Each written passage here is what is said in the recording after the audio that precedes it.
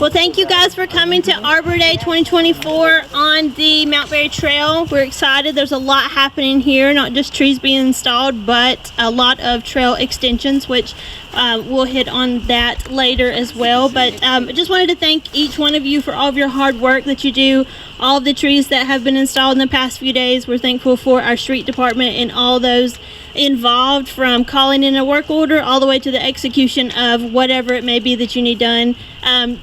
To extend a thank you to all of them. They're the reason we have such an awesome tree canopy.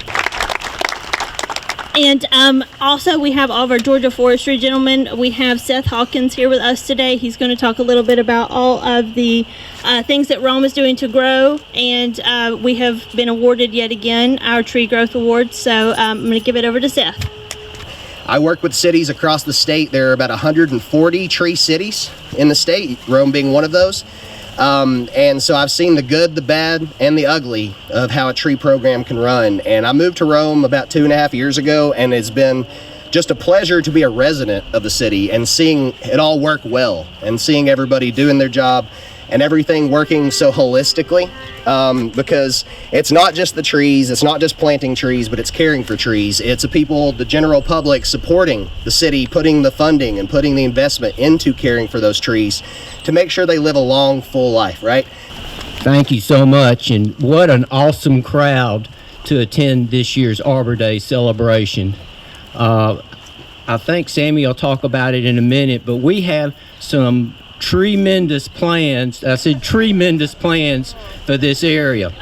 It'll eventually become a community park with possible restrooms. But until we get the restrooms, if you have an emergency, just use the facilities. All of the good and wonderful things that happen in our community, and I just explained, he was bragging on Arbor Day here, and I said anything we do here we do better than anybody else, but it happens because of our city and county employees, and we're fortunate to live in a community where we actually work together and we like each other. The Rome City Commission and the Floyd County Board of Commissioners do hereby proclaim Friday, February the 16th, 2024 as Georgia Arbor Day in the city of Rome and Floyd County, and encourage all citizens to celebrate Georgia Arbor Day and to support efforts to protect our trees and woodlands, and further encourage all citizens to plant trees to gladden the heart and promote the well-being of this and future generations. I recently learned office workers with a view of trees have reported significantly less stress and more satisfaction. When we talk about trees, we talk about the benefits of shade, we talk about the benefits of stabilization. I did have a really cool statistic I did want to share, that a Penn State study found that a maple tree growing on the side of a road in 1 year's growth actually removed 60 milligrams of cadmium, 140 milligrams of chromium, 820 milligrams of nickel, and 5,200 milligrams of lead during, again, one growing season.